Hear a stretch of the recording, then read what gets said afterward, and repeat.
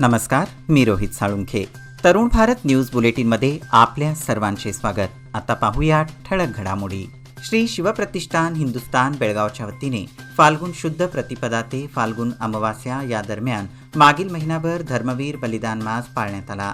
फाल्गुन अमावास्येला धर्मवीर छत्रपती संभाजी महाराजांच्या 334व्या पुण्यतिथीनिमित्त श्रद्धांजली वाहण्यात आली. यानिमित्त काढण्यात आलेल्या मूक पदयात्रेमध्ये हजारोंच्या संख्येने धारकरी सहभागी झाले होते.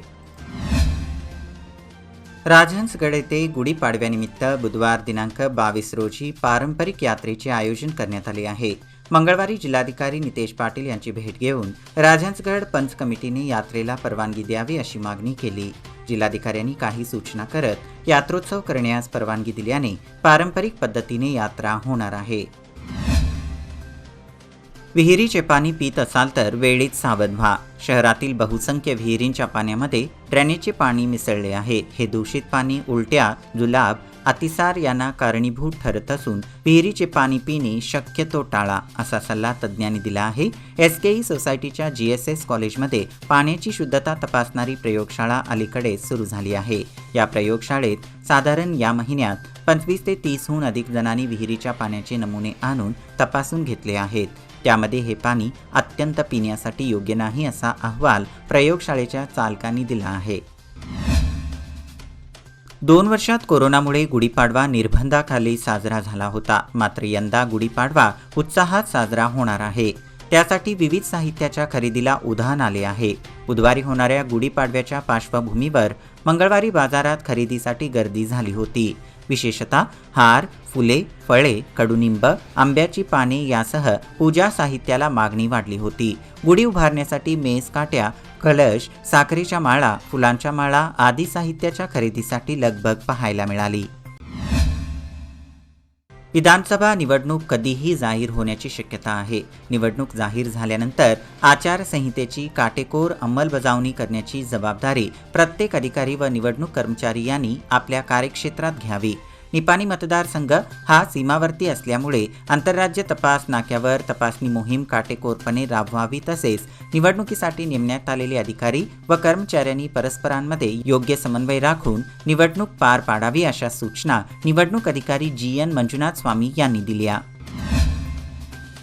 राज्यामध्ये मादिग समाज हा मोठ्या संख्येने वास्तवास आहे. हा समाज अत्यंत मागासलेला आहे. तेव्हा या समाजाला सदाशिव आयोग लागू करावा या मागणीसाठी बेंगळूर येथील फ्रीडम पार्कवर गेल्या 100 दिवसांपासून आंदोलन करत आहे. मात्र सरकारने त्याची दखल घेतली नाही. त्यामुळे मादिग समाजाच्या वतीने मंगळवारी जिल्हाधिकाऱ्यांना निवेदन देऊन हा आयोग लागू करण्यासाठी कॅबिनेटमध्ये ठराव करावा अशी मागणी केली आहे.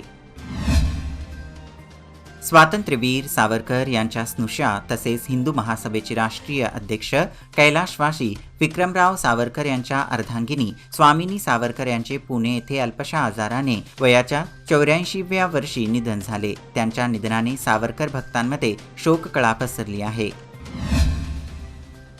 शिवसेना उद्धव बाळासाहेब ठाकरे गट यांच्यातर्फे धर्मवीर छत्रपती संभाजी महाराज चौकातील संभाजी महाराजांच्या मूर्तीचे पूजन करण्यात आले. धर्मवीर बलिदान मासाची सांगता झाल्याने शिवसेनेतर्फे अभिवादन करण्यात आले. यावेळी उपजिल्हाप्रमुख बंडू केरवाडकर, तानाजी पावशे, मंगेश नावगोजीचे, राजू तुडियेकर, प्रकाश राऊत, प्रदीप सुतार, प्रकाश हेब्बाजी, विठ्ठल हुंद्रे, सनी रेमण्णाचे, मयुरेश काकतकर यासह इतर शिवसैनिक उपस्थित होते. अंगणवाडी सेविकांना समीक्षा सर्वेचे काम देण्यात आले आहे. त्यामुळे अंगणवाडीच्या इतर कामांवर परिणाम होऊ लागला आहे. महिला व बाल कल्याण खात्याने अंगणवाडी सेविकांवर सर्वेचा बोजा लादला आहे. त्यामुळे चिमुकल्यांच्या अध्ययनावर परिणाम होत आहे. त्यामुळे खात्याने या कामासाठी स्वतंत्र लोकांची नेमणूक करावी अशी मागणी होत आहे. स्मार्ट सिटी बनवत असताना एकीकडे सुस्थितीत असलेल्या रस्त्याचे काँक्रिटीकरण आणि दुसरीकडे मात्र वर्षानुवर्षे निर्माण झालेला खड्डा बुजवण्याकडे कानाडोळा केला आहे. गांधीनगर परिसरात निर्माण झालेल्या खड्डा बुजवण्याची मागणी करण्यात आली होती. पण हा खड्डा बुजवण्याकडे दुर्लक्ष करण्यात आल्याने नागरिकांना धोकादायक बनला आहे. कर्नाटक हद्दीतील उचगाव कोवाड मार्गाचे काम अर्धवट स्थितीत पडून राहिले आहे. दरम्यान या अर्धवट रस्त्यांकडे दुर्लक्ष करून इतर रस्त्यांच्या विकास कामांना चालना दिली जात आहे. त्यामुळे स्थानिक नागरिकांतून संतप्त प्रतिक्रिया व्यक्त होत आहेत. बेकिनकेरे ते महाराष्ट्र हद्दीपर्यंतच्या रस्त्याचे तातडीने डांबरीकरण करावे, अन्यथा रास्ता रोको करून आंदोलन छेडू असा इशारा बेकिनकेरे ग्रामस्थांनी दिला आहे. उन्हाळी सुट्ट्यांचा कालावधी सुरू होत असल्यामुळे नैऋत्य रेल्वेने लांब पल्ल्याचा विशेष रेल्वे सुरू करण्याचा निर्णय घेतला आहे. राजकोट हुबळी राजकोट व ओखा वास्को ओखा या मार्गावर साप्ताहिक रेल्वे धावणार आहे. मार्च ते जून या दरम्यान या एक्सप्रेस धावणार असल्याने उत्तर भारतात जाणाऱ्या प्रवाशांना या एक्सप्रेस महत्त्वाचा ठरणार आहेत.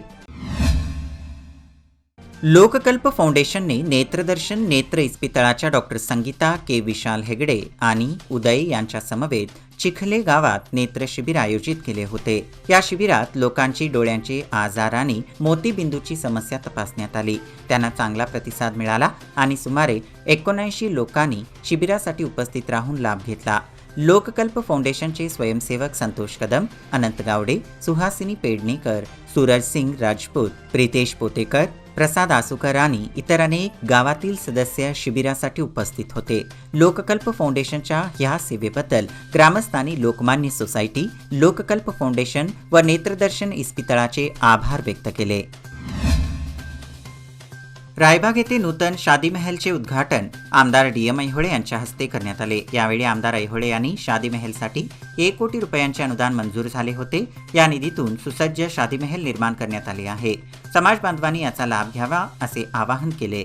याप्रसंगी पिरजादे, मुख्तार पठाण, अरुण ऐहोळे, अण्णासाहेब खिमलापुरे, सदाशिव घोरपडे, मुस्ताक मुल्ला, अब्दुल सत्तार मुल्ला, सलाउद्दीन मुल्ला, रशीद पठाण, बंदे नवाज मुल्ला, युनुस मुल्ला, इम्तियाज मुल्ला, इमाम हुसेन मोमीन यांच्यासह मान्यवर समाज बांधव उपस्थित होते. निपाणी शहरातील पाणी प्रश्न आणि वाढीव पाणी बिलावरून आपण 16 मार्च रोजी नगरसेवक तसेच नागरिकांसह नगरपालिकेवर मोर्चा काढला होता. त्या दिवशी नगराध्यक्ष व आयुक्तांनी पाणी प्रश्नासंदर्भात 21 मार्च रोजी सकाळी 10 वाजता नगरपालिकेत सर्वपक्षीय बैठक घेऊ असे जाहीर केले होते. त्यानुसार आपण नगरसेवकांसह मंगळवारी सकाळी 10 वाजल्यापासून 12:30 वाजेपर्यंत वाट बघितली. मात्र आयुक्त आणि नगराध्यक्ष दोघांनीही सभागृहात बैठकीसाठी न येता पळ काढण्याचा आरोप विरोधी गटनेते विलास गाडीवड्डर यांनी केला आहे. याचबरोबर आजचे बातमीपत्र इथेच संपले. अधिक माहिती आणि ताज्या घडामोडींसाठी पाहत रहा तरुण भारत न्यूज चॅनल. तसेच आमचे चॅनल लाईक करा, शेअर करा आणि सबस्क्राईब करा. आणि विश्वासार्ह बातम्यांसाठी दररोज सकाळी वाचा दैनिक तरुण भारत. धन्यवाद. शुभरात्री.